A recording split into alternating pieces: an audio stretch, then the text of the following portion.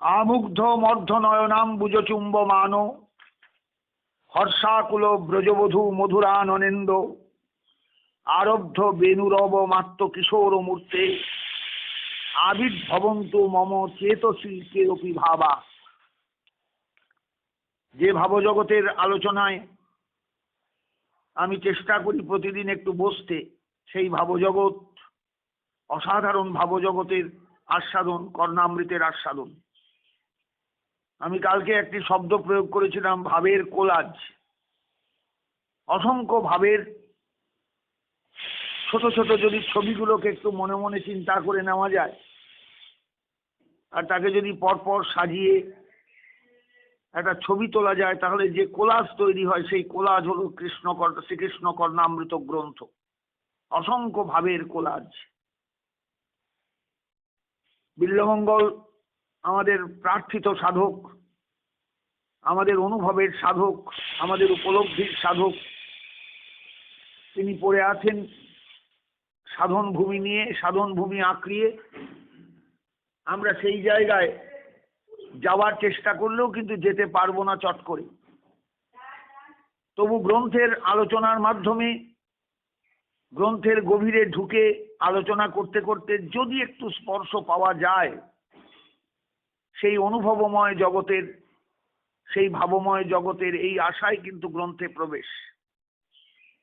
এবং যারা শুনছেন দিনের পর দিন বিল্বমঙ্গলের গ্রন্থের আলোচনা, বিল্বমঙ্গলের গ্রন্থের আস্বাদন, তারা হয়তো এবার শুনতে শুনতে একটু হলেও বুঝতে পারবেন এই গ্রন্থখানা কি জাতীয় গ্রন্থ, কেমন গ্রন্থ। গ্রন্থ হয়তো জীবনে অনেক দেখেছেন, অনেক শুনেছেন, অনেক পড়েছেন, কিন্তু এই গ্রন্থের সঙ্গে যদি পরিচিতি না থাকে পূর্বের, তাহলে এই গ্রন্থ আলোচনা করতে করতে মানুষ একটু হোঁচট খাবেই, যেটা কেমন ধরনের কথাগুলো, কি আস্বাদন দিচ্ছেন গ্রন্থকার, কেমন করে সেই আস্বাদনের জগতে যেতে হয়, কেমন করে সেই আস্বাদনের জগৎকে খুঁজতে হয়। একটা আলোচনা আসবেই ভেতরে, প্রশ্ন আসবেই ভেতরে। আমি সেই জায়গাটুকু আপনাদের চিত্তভূমিতে আগে উদ্ঘাটন করতে চাই, কারণ আমাদের চিত্তভূমি বহু রকম প্রলেপে একদম লিপ্ত হয়ে আছে। সেই প্রলেপগুলো বিষয়ের প্রলেপ। জন্ম জন্মান্তর বিষয় ঘাঁটতে ঘাঁটতে এই জীবনে এসে হঠাৎ করে কেউ কিন্তু বিল্বমঙ্গলের গ্রন্থের আস্বাদন সহজে বুঝে উঠতে পারবেন না।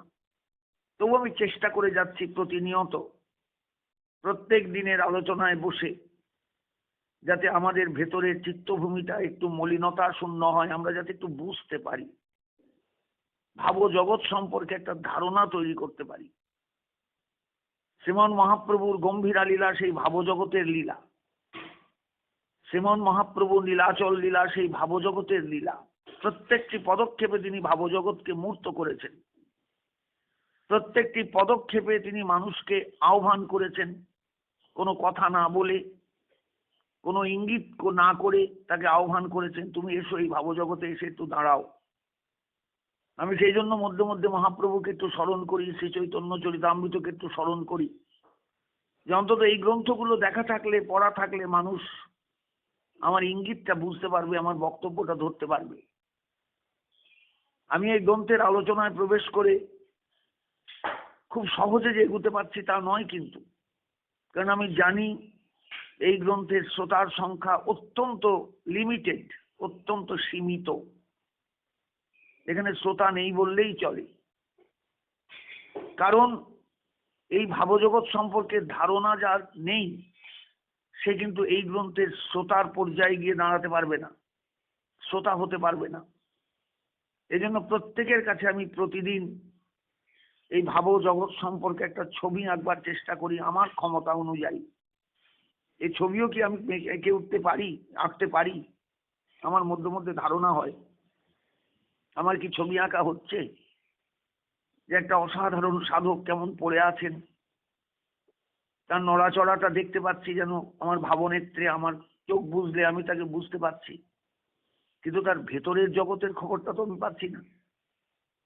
ভেতরের জগতে কি উথাল পাতাল চলছে প্রতিনিয়ত, সে সম্পর্কে ধারণা নিয়ে আসা বা ধারণা সংগ্রহ করা খুব কঠিন। তবু আমি চেষ্টা করছি আপনাদের কাছে যে কর্ণামৃত গ্রন্থ মহাপ্রভুর একটা দান, মনে রাখবেন, এটা কৃপা। তিনি এই গ্রন্থখানাকে বুকে করে নিয়ে এসেছিলেন শুধু মানুষের দরবারে তাকে পৌঁছে দেওয়ার জন্য।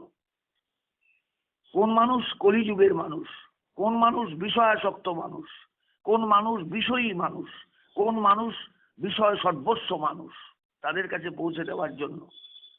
যে বিষয়ের দুর্গন্ধ থেকে যদি মুক্ত হতে চাও, বিষয়ের জঘন্য যে জগৎ, সেই জগৎ থেকে যদি নিজেকে সরিয়ে আনতে চাও, তাহলে এই জগৎটার সঙ্গে একটু পরিচিত হও, একটু পরিচয় গ্রহণ করবার চেষ্টা করো। এটা মহাপ্রভু চেয়েছিলেন, এটা তার একান্ত কাঙ্ক্ষিত যে মানুষ একবার এসে দাঁড়াও এই অসাধারণ সাধকের সামনে, মনে মনে ভাবো তার অসাধারণত্বটা কোন জায়গায়। সব ছিল তার, তার রূপ ছিল, তার যৌবন ছিল, তার সামর্থ্য ছিল, কিন্তু তবুও তিনি সবকিছু ছেড়ে নিজের দুটো চোখকে নিজে অন্ধ করে দিয়ে রাস্তায় বেরিয়ে এসেছেন। কেন? এই ভাবজগৎকে অনুভব করবেন বলে। বস্তু জগৎ থেকে যা অনেক অনেক দূরে। বস্তু জগতের মানুষ চট করে ভাবজগতের অনুভব পায় না, এর জন্য কাঁদতে হয়, এর জন্য পাগল হতে হয়, উন্মাদ হতে হয়। যেটু কৃপা করে তুমি আমায় সেই রাস্তাটা দেখাও, যাতে আমি ভাবজগৎ একটু বিচরণ করতে পারি। বিল্বমঙ্গলের কর্ণামৃত গ্রন্থ সেই ভাবজগতের আস্বাদন, সুগভীর ভাবজগতের অসাধারণ একটা অনুভব অনুভব অনুভব অনুভব। বিল্বমঙ্গল কাঁদছেন, আকুল হয়ে কাঁদছেন আর প্রার্থনা করছেন আমার মধ্যে সেই ভাবগুলো আসুক। আবির্ভবন্তু মম চেতসী কেউপি ভাবা। সেই ভাব সম্পর্কে তার ধারণা নেই, যেন ভাবছেন, বলছেন আমার ভেতরে, আমার চিত্তভূমিতে কেউপি ভাবা আবির্ভবন্তু, কোনো কোনো ভাব আসুক, একটু আসুক। আমি সেই ভাবরাজিকে সাদরে আমন্ত্রণ জানাই, আমার হৃদয় ভূমিতে সেই ভাবজগৎটা তৈরি হোক, সেই ভাবের খেলা চলতে থাকুক, ভাবের জগতে আমি যেন ডুবে যেতে পারি, একদম নিমজ্জিত হতে পারি। ভাবতে পারবেন সাধকের প্রার্থনাটা কেমন? আমি আপনাদের কাছে প্রতিদিন কিন্তু সেই জায়গাটা বোঝাবার চেষ্টা করি। এটা কিন্তু সাধারণ গ্রন্থ পাঠ নয়, এটা কিছুতেই সাধারণ গ্রন্থ পাঠ হতে পারে না। এটা হচ্ছে এক অসাধারণ সাধকের সাধন অনুভূতির জগতে আমাদের ক্ষুদ্র প্রয়াস নিয়ে প্রবেশ। আমাদের প্রয়াসটা তো ক্ষুদ্র, ভাবজগতের অধিকারী না হলে ভাবজগতে প্রবেশ করা যায় না। কিন্তু তবু আমি চেষ্টা করছি, কেন জানেন? এই ভাবজগতের স্বাদ যদি একটু আপনাদের পূর্ব জীবনের স্বীকৃতিতে কোনোদিন লেগে যায় অন্তরে, তখন আপনি পাগল হয়ে যাবেন, তখন আপনি আর কিন্তু কিচ্ছু চাইবেন না। তখন আপনার মন বলবে এই জগৎটাই আমার কাছে সত্য, এই জগৎটাই আমার কাছে আসল, এই জগৎটাই আমার কাছে সর্বস্ব। আমি সেই জগতের সন্ধানটা আপনাদের কাছে তুলে ধরতে চাই। কর্ণামৃত গ্রন্থকে পাঠ করতে করতে, আলোচনা করতে করতে এই ভাবজগতের সাধককে আপনাদের সামনে, আপনাদের কাছে চেনাতে চেনাতে, মানে একে চেনাও তো দুষ্কর, একে পরিচিত করাও তো দুষ্কর একটা ব্যাপার, খুব কঠিন ব্যাপার। তাই আমার যে নিত্যদিন এই গ্রন্থের একটা আলোচনা, নিত্যদিন এই গ্রন্থের একটা বিশেষ যে রূপটাকে ফুটিয়ে তোলার চেষ্টা, এটা আর কিচ্ছু নয়, এই ভাবজগৎটাকে আপনাদের কাছে নিয়ে আসা। বৃন্দাবনের ব্রজদেবীগণ আকুল হয়ে গোবিন্দকে দূর থেকে দেখছেন, চোখ দিয়ে দর্শন করছেন, পান করছেন তার রূপসুধা। কি অসাধারণ সৌন্দর্য, কি অসাধারণ মাধুর্য, কি অসাধারণ তার তিলবতা, কোমলতা। ভাবছেন আর মনে মনে চুম্বন করছেন তার দুটি গণ্ড দেশে। গণ্ডের থেকে মুখের দূরত্ব অনেক, কিন্তু অধরের লালিমা লেগে যাচ্ছে, ঠোঁটের যে রং, সেই রংটা লেগে যাচ্ছে গোবিন্দের গালে। কি করে লাগে বলুন দেখিনি? গণ্ডে গিয়ে চুম্বন করছেন না, দূর থেকে গোবিন্দকে চুম্বন করছেন। দুই বাহু দিয়ে আলিঙ্গন পাশে তাকে বদ্ধ করে গভীর চুম্বনে তাকে আপ্যায়িত করছেন। এটাই সেবা, এটাই সেবা। আমরা ফুল তুলসী পাতা দিয়ে সেবা করি তো, আর তাদের সেবাটাই চুম্বনের সেবা। তাদের সেবার সময় কিচ্ছু খেয়াল থাকে না, সংসার জগৎ কিচ্ছু খেয়াল থাকে না। তারা সর্বস্ব ছেড়ে এসেছে। বিল্বমঙ্গল সেই ভাবনায় ডুবে গেছেন, ডুবে গিয়েই প্রার্থনা করছেন, আবির্ভবন্তু মম চেতসি কেউপি ভাবা। এই যে ভাবের কথা বললাম, সেই কেউপি ভাবা বহুবচনে প্রয়োগ। বহুবচনে প্রয়োগ মানে ভাব একটা দুটো ভাব নয়। আমার ভেতরে, আমার চিত্তভূমিতে সেই অসাধারণ কিছু ভাবজগৎ ফুটে উঠুক, প্রকাশিত হোক। আমি যেন অনুভব করতে পারি সেই ভাবজগৎকে। শ্লোকটার ভাষায় কি বলছেন বিল্বমঙ্গল? সমস্ত চেতনা বিলুপ্ত হয়ে গেছে তখন, তার বাহ্যিক চেতনা। কোথায় কোন পাখি ডাকছে, কোথায় কোন পাখির কর্কশ আওয়াজ বনের নিস্তব্ধতাকে খান খান করে দিয়ে যাচ্ছে, কোনো খেয়াল নেই, কিচ্ছু খেয়াল নেই। পার্বত্য নদী ঝরঝর ঝরঝর করে নেমে আসছে, তার একটা দারুণ আওয়াজ, কোনো দিকে তার দৃষ্টি নেই, কিচ্ছু দৃষ্টি নেই। গভীর তন্ময়তার মধ্যে সেই আস্বাদন, ভাবজগতের আস্বাদন বিল্বমঙ্গল গ্রহণ করে বলছেন, এইরকম ভাব আমার মধ্যে স্ফূর্তি লাভ করুক। এরকম ভাব, আমুগ্ধ মর্ধ নয়ন অম্বুজ চুম্বমান। মুগ্ধ হয়ে ব্রজদেবীগণ, আমুগ্ধ মানে ঈষৎ মুগ্ধ, মুগ্ধতা নিয়ে অবাক হয়ে এত অধরের আস্বাদন, এত তৃপ্তি, এত চুম্বনের আনন্দ। অর্ধ নয়নাম্বুজ চুম্বমান, গোবিন্দের আবেশে চোখটা বুজে আসছে ব্রজদেবীগণের চুম্বন লাভ করি। সেই অবস্থায় হর্ষাকুল ব্রজবধূ মধুর আনন্দ, হর্ষাকুল হর্ষে আকুল ব্রজবধূগণের মধুর যে আনন্দ বিন্দু চন্দ্র, সেই চন্দ্রের আস্বাদন পেয়ে, সেই অধরের আস্বাদন পেয়ে আরব্ধ বেণুর অবমাত্র কিশোর মূর্তি, যে কিশোর মূর্তি মদন গোপাল সবেমাত্র বেণুধ্বনি করতে শুরু করেছিলেন, বেণুধ্বনি স্তব্ধ হয়ে গেছে, বন্ধ হয়ে গেছে। তার অসাধারণ একটা অনুরণন যেন বাতাসে ঘুরে বেড়াচ্ছে। বিল্বমঙ্গল সেই অনুরণনটা অনুভব করছেন, আর্তনাদ করছে যেন বেণু, আরো কাছে এসো, আরো কাছে এসো, আরো কাছে এসো, তোমাদের আমি কাছে পেতে চাই। শৃঙ্গার ও রসরাজময় মূর্তি ধরো, সেই শৃঙ্গার রসের মূর্তি, স্বয়ং শৃঙ্গার রসের আশ্রয় কোটিগত যে ব্রজদেবীগণ তাদের কাছে চাইছেন, বলে আমার ভেতরে শৃঙ্গার রসের স্ফূর্তি হবে না, আনন্দ পাবো না। আমি তো বিষয় কোটিগত রস, আর তোমাদের হৃদয়ে এই রসের ভিয়েন হয়, এই রসটা পাক হয়। ওই পরিপাক পূর্ণতা লাভ করলে তবেই তো আমার তৃপ্তি, ওই পরিপাকের আস্বাদনটা পেলে তবেই তো আমার তৃপ্তি। দোকানে মশলা সাজানো আছে, কিন্তু ভালো রাঁধুনির হাতে পড়ে সেই মশলাগুলো যখন কখনো গুঁড়ো করে, কখনো বেটে, কখনো এমনি ফোড়নে দিয়ে যেমন অসাধারণ একটা পরিপাক তৈরি হয় রাঁধুনির হাতের গুণে, ঠিক তেমনি তোমরা হলে এই রসে পরিপাকের স্থান। আমি সেই পরিপক্ক হয়েছে যে রস পাত্রে, তোমরা হলে পাত্র তার। আমাকে তো আস্বাদন দাও, আমাকে তো আস্বাদন দাও, আমায় তো আস্বাদন দাও।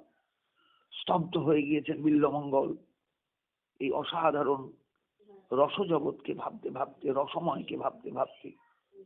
গোবিন্দের অধর লাল হয়ে গেছে ব্রজদেবীগণের চুম্বনে, তাদের অধর এবং ওষ্ঠের লালিমার আগে। বুঝতে পারছেন? সম্ভোগ ও চিহ্নাঙ্কিত সর্বগাত্র, বিল্বমঙ্গলেরই শ্লোক। বিদগ্ধ গোপ বিলাসিনী নাম সম্ভোগ ও চিহ্নাঙ্কিত সর্বগাত্র, পবিত্র মামনায় গিরাম গম্যং ব্রহ্ম প্রপদ্যে নবনীত চৌরম। এটাও বিল্বমঙ্গলেরই শ্লোক, কিন্তু এই গ্রন্থের মধ্যে এটা নেই। এই গ্রন্থের মধ্যে একটা সীমিত শ্লোক আর সীমিত সংখ্যার শ্লোক আছে। বিল্বমঙ্গল হয়তো এর বাইরেও বলেছেন। কবিরাজ গোস্বামীর হাতে এই কটা শ্লোক পড়েছিল, তাই তিনি টিকা করেছেন। বাদ বাকি শ্লোকগুলো সেই সময় বৃন্দাবনে গিয়ে পৌঁছয়নি, তাই টিকা করা হয়নি। অনেক কিছু হতে পারে। আজকে আমরা এই যুগে এসে যেটুকু পেয়েছি তাতেই আমাদের সন্তুষ্ট থাকা উচিত। এর আস্বাদন কি আমরা করতে পারি? এই গ্রন্থটারই আস্বাদন। অক্ষয় লাইব্রেরি থেকে পাবলিশড হওয়া এই বিল্বমঙ্গলের শ্রীকৃষ্ণ কর্ণামৃত গ্রন্থের যে কটা শ্লোক আছে তারই কি আস্বাদন আমরা করতে পারি না। এত সহজ নয় ব্যাপারটা। গম্ভীরার অন্তরালে মহাপ্রভুর ভাবজগতের আস্বাদন কটা মানুষ বুঝতে পারেন? কটা মানুষ বুঝতে পারেন বলুন দেখি। সেখানে কেমন করে রামানন্দ রায় তাকে আর সান্ত্বনা দিচ্ছেন চণ্ডীদাসের কথা বলে, বিদ্যাপতির শ্লোক গান গেয়ে, কিংবা কর্ণামৃতের শ্লোক বলে, কিংবা জয়দেবের গীত গোবিন্দের গান গেয়ে কটা মানুষ বুঝতে পারেন বলুন তো? সবাই তো গৌর গৌর করে নেচে অস্থির। এতই সস্তা গৌরীকে বোঝা, ওই ভাবময় মূর্তিটাকে বোঝা, ওই রসঘন মূর্তিটাকে বোঝা, ওই প্রেমের মূর্তিটাকে বোঝা, ওই অশ্রু সজল মূর্তিটাকে বোঝা এত সহজ? এত সহজ? সহজ নয়, বস্তুটা সহজ নয়, বড্ড কঠিন। এই ভাবজগৎ সম্পর্কে যাদের ধারণা নেই তারা চট করে মহাপ্রভুকেও বুঝতে পারবেন না। আর যদি মহাপ্রভুকে বুঝতে পারেন মনে হয় তাহলে বিল্বমঙ্গলকেও বুঝতে পারবেন। যে ভাবময় মূর্তি বিল্বমঙ্গল ভাবজগতে ডুব দিয়ে চুপ করে আছেন, অনেকক্ষণ নড়াচড়া করেননি, অনেকক্ষণ নড়াচড়া করতে পারেননি, স্তব্ধ হয়ে গিয়েছে তার সমস্ত সত্তাটা। তাই প্রার্থনাটুকু করে দিয়ে চুপ করে রয়েছেন। আবির্ভবন্তু মম চেতসি কেউপি ভাবা, এই সমস্ত ভাব আমার চিত্তভূমিতে একটু জাগ্রত হোক, আবির্ভূত হোক। আমি ওই ভাবজগতের মধ্যে বিচরণ করি, আমি ওই ভাবজগতের মধ্যে ডুব দিয়ে থাকি, আমি ওই ভাবজগতের আস্বাদন নিয়ে সন্তুষ্ট চিত্তে এই গভীর জঙ্গলে হলেও আমি বিরাজ করি, আর কিছু চাই না। জগতের তুচ্ছ খাদ্যের আমার প্রয়োজন নেই, তুচ্ছ পানীয়েরও আমার প্রয়োজন নেই। নিদ্রা তন্দ্রা এগুলো আমার কাছ থেকে বহুদিন বিদায় নিয়েছে। আমি অহরহ শুধু খুঁজে বেড়াই এই ভাবজগতের ভাবময়ের অসাধারণত্ব আস্বাদন তার, অসাধারণ আস্বাদন তার। বুঝতে পারছেন বিষয়গুলো? আমি জানি না আমি আপনাদের কাছে কতটুকু যেতে পারছি। বিল্বমঙ্গলের কৃষ্ণ কর্ণামৃত ভাবজগতের নিটোল ছবি, একটার পর একটা ছবি, একটার পর একটা ছবি, একটার একটা ছবি পর একটা ছবি। আমি এই জন্যই গতকাল ভাবের কোলাজ বলে বর্ণনা করেছি, অসংখ্য ভাবের কোলাজ। অতএব বস্তু জগতে যারা বিচরণ করতে অভ্যস্ত, বস্তু জগৎ নিয়ে টানা পড়েনে যারা সবসময় ব্যাপৃত বা ব্যস্ত, তাদের এই ভাবজগতে চট করে আসা সম্ভব নয়। ভাবের আমন্ত্রণ সচরাচর পাওয়া যায় না। ভাবজগতের নিমন্ত্রণ মানুষ রক্ষা করতে পারে না। নিমন্ত্রণ এলেও সেই নিমন্ত্রণ রক্ষা করতে পারে না, কারণ সে বস্তু জগতে উন্মত্ত হয়ে থাকে। কি খাবো, কি পরবো, কি দেখবো, কি নিয়ে চলবো, কোথায় দাঁড়াবো, কোথায় পা ফেলবো, এই নিয়ে সে ব্যস্ত। তাই ভাবজগৎ যেখানে ভয়ঙ্কর দ্রুতগতিতে এগিয়ে চলে, বস্তু জগতের মানুষ বস্তু সম্ভারে চারদিকে আটকিয়ে থাকায় সেখানে আটকিয়ে যায়। বেরিয়ে আর ভাবজগতের দিকে তাকাবার সময় থাকে না তার। দিন গড়িয়ে আসে, মৃত্যু এসে যায়, সে জগৎ থেকে বিদায় নেয়। ভাবজগৎ আর তার আস্বাদন করা হয় না। এইভাবেই তো সংসারের মানুষ ডুবে আছে বস্তু জগতের মধ্যে, নিজের তৃষ্ণাকে পূরণের জন্য সে ব্যস্ত। কিন্তু এখানে তৃষ্ণা পূরণটা বড় কথা নয়, এখানে চোখের জলটাই বড় কথা, হাহাকার বড় কথা। বড্ড হাহাকার দরকার, হাহাকার দরকার। বুঝতে পারছেন? কবিরাজ গোস্বামী পাদ মহাপ্রভুর সেই ভাবজগতের কথা বোঝাতে গিয়ে কতগুলো ছোট ছোট পয়ার দিয়েছেন। শেষ যে রহিল প্রভুর দ্বাদশ বৎসর, কৃষ্ণের বিরহ স্ফূর্তি হয় নিরন্তর, শ্রী রাধিকার দশা জইছে উদ্ধব দর্শনে, এই মতো দশা প্রভুর হয় রাত্রি দিনে, নিরন্তর হয় প্রভুর বিরহ উন্মাদ। বিরহ উন্মাদ মানে উন্মত্ততা, ভ্রমময় চেষ্টা সব প্রলাপময় বাদ, ভ্রমময় চেষ্টা শুধু প্রলাপময় বাদ। রোমকূপে রক্তোদ্গম দন্ত সব হালে, ক্ষণে অঙ্গ ক্ষীণ হয় ক্ষণে অঙ্গ ফুলে, গম্ভীরা ভিতরে রাত্রি নাহি নিদ্রালভ, ভিটে মুখ শির ঘষে ক্ষত হয় সব। নিজের মুখটা একবার দেয়ালে ঘষে দেখবেন দেখিনি?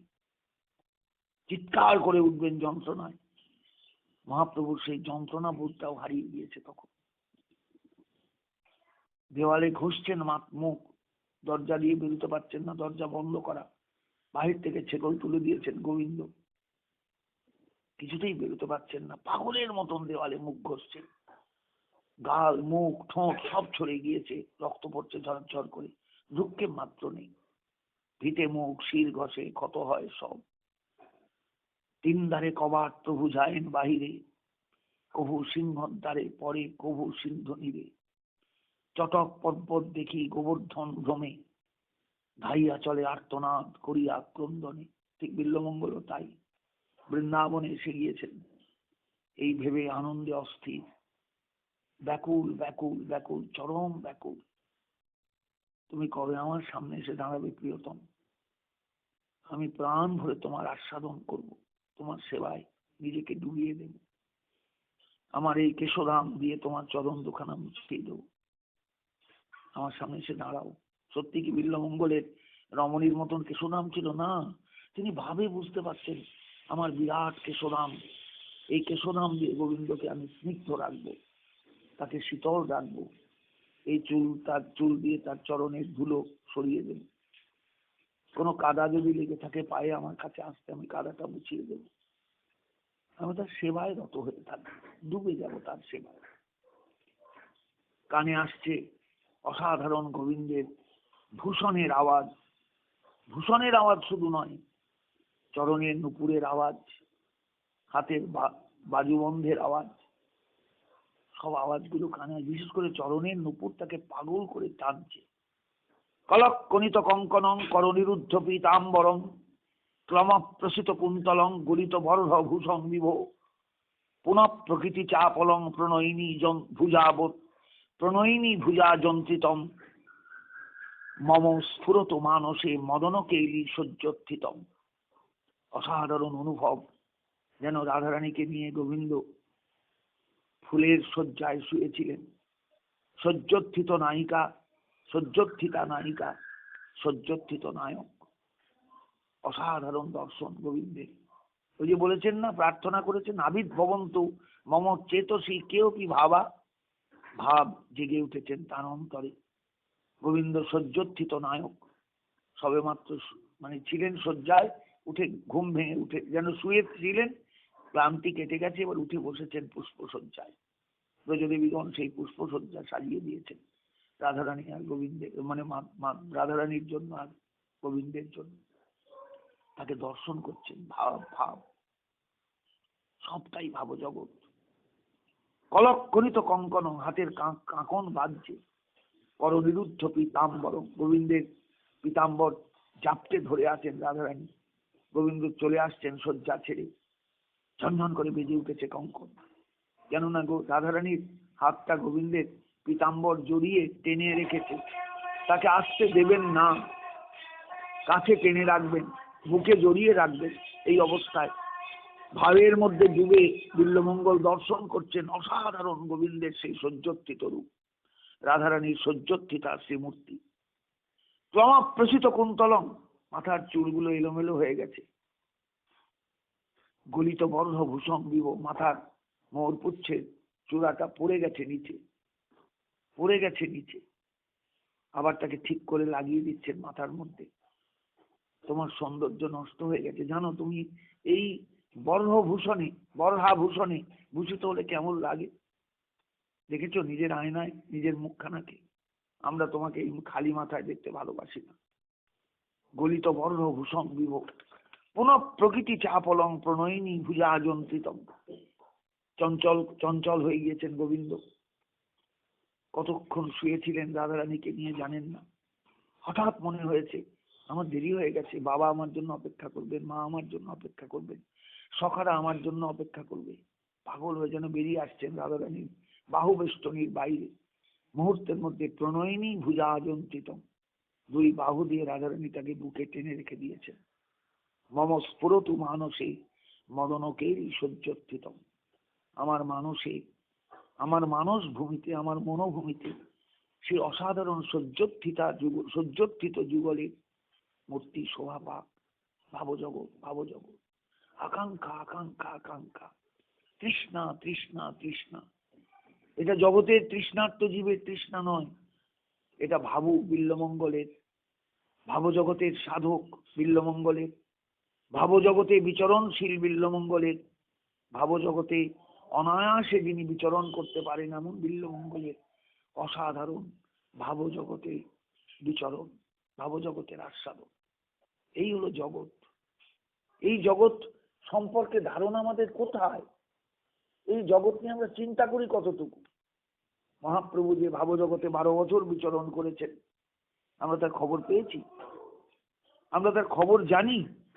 আমরা তার খবর বলতে পারবো? কিচ্ছু বলতে পারবো না। কবিরাজ গোস্বামী শুধু ছবি এঁকে দিয়ে গিয়েছেন আমাদের কাছে গম্ভীরা লীলার বর্ণনা দিয়ে। বিষয়টা বুঝতে পারছেন? তবে তিনি উচ্চকোটির সাধক, তার সাধন দৃষ্টিতে মহাপ্রভুর এই বিরহ বেদনা ধরা পড়েছে, রথাগ্রে নর্তনে বিরহ বেদনা ধরা পড়েছে। গোবিন্দকে নিয়ে এসেছেন, জগন্নাথকে নিয়ে এসেছেন গুন্ডিচায়, নিজের মন্দিরে নিয়ে এসেছেন। তুমি এতকাল দূরে ছিলে, এইবার তোমাকে আমি হৃদয় মন্দিরে পেয়েছি, চলো প্রাণনাথ, আমার হৃদয় মন্দিরে তুমি এসে বসবে, চলো। গুন্ডিচা মন্দির সাধারণ মন্দির একটা নয়, তখন রাধারানীর হৃদয়ের মন্দির, হৃদয়টাই তার মন্দির। সেই মন্দিরে গোবিন্দকে তিনি বসিয়েছেন, জগন্নাথকে ঘিরে নাচছেন মহাপ্রভু। দৃষ্টি একবারে জগন্নাথের দিকে নিবদ্ধ, চিৎকার করে ডাকছেন জগন্নাথ জগন্নাথ বলে, শব্দগুলো উচ্চারিত হচ্ছে না, গলা ভেঙে গেছে, কণ্ঠস্বর রুদ্ধ হয়ে গেছে, পড়ে গিয়েছে মাটিতে, কোনো চেতনা নেই দেহে। ভাবজগতের আস্বাদন। আমরা তো জগন্নাথ ক্ষেত্রে বছর বছর অনেকে যাই, এই ভাবজগৎ থেকে কতক্ষণ টের পাই বলুন দেখি? একবারও কি বুঝতে পারি? আমার এখনো মনে পড়ে, কোনো একটা রথের দিন সন্ধ্যাকালে রথ তখন ঝড়ের মতো এসে গুন্ডিচায় প্রবেশ করছে, ধুলোর ঝড়, চারদিকে রাস্তায় ধুলো ধুলো ধুলো। কি অসাধারণ লাগছে জগন্নাথকে দেখতে। আমার মনে হলো মহাপ্রভু দাঁড়িয়ে আছেন গুন্ডিচার দরজায়, এসো আমার প্রাণ বধুয়া, তুমি পরে এসো, একবার একবার তোমাকে যেন আমি পাই, আমাকে নিজের মতো করে পাই। বুঝতে পারছেন? এসো আমার ঘরে, এসো আমারই ঘরে, বাহির হয়ে এসো। এই বাহির থেকে এসে তিনি ঘরে উঠছেন, রাধারানী যেন তার বুকটা পেতে দিয়েছেন গুন্ডিচার দরজায়। আমার চরণ, তোমার চরণ দুখানা আমার বুকের ওপর দিয়ে যাক, আমি তোমার চরণের স্পর্শে যেন ধন্যাতি ধন্য হই। ভাবজগৎ ভাবজগৎ ভাবজগৎ অনুভব করবার চেষ্টা করবেন বিল্বমঙ্গলের এই ভাষাগুলোকে। পুনঃ প্রকৃতি চাপলম, প্রকৃতিতে চঞ্চল, প্রকৃতিতে মানে স্বভাবে চঞ্চল যিনি, তিনি আজকে আটকা পড়ে গিয়েছেন প্রণয়িনী ভুজা যন্ত্রিতম, প্রণয়িনীর বাহু বন্ধনে আটকা পড়ে গিয়েছেন, বেরোতে পারছেন না। এটাই তার আসল জায়গা। প্রণয়িনী রাধারানী তার ভুজ যুগলে আবদ্ধ তিনি। মম স্ফুরত মানসে মদনকে বিসর্জত্তিতম, আমার মানসে, আমার মানস জগতে, আমার মনোভূমিতে সেই অসাধারণ গোবিন্দের এবং রাধারানীর প্রণয়কেলি শয্যা, সেই শয্যার থেকে উত্থিত যে রূপ, যেতে নাহি দিব। কোথায় যাবে তুমি? যেতে নাহি দিব, আমি তোমায় যেতে দেব না প্রিয়তম, আমি তোমায় যেতে দেব না। ভাবুন একবার, উপলব্ধি করুন বিল্বমঙ্গল আমাদের কাছে কোথায়, আমাদের নিয়ে গিয়েছেন কোথায়। আর নিয়ে গিয়েছেন বিল্বমঙ্গল নয়, মহাপ্রভু নিয়ে গেলেন। এই গ্রন্থটা তো তাঁর কৃপার দান। তাতে বিল্বমঙ্গলের এই কর্ণামৃত যখনই আমরা আস্বাদন করব, তখনই আমাদের গৌর চরণে মাথাটা নত যেন হয়, চিৎকার করে যেন বলতে পারি, গৌর হে, গৌর হরি, তোমার কৃপা ছাড়া এই বস্তু কোনোদিন আস্বাদন আমরা করতে পারতাম না, তুমি কৃপাময়, আমাদের একটু কৃপা করো। আজ এই পর্যন্ত রাখলাম। জয় নিতাই, জয় গৌর সুন্দর, জয় শ্রীপাদ বিল্বমঙ্গল।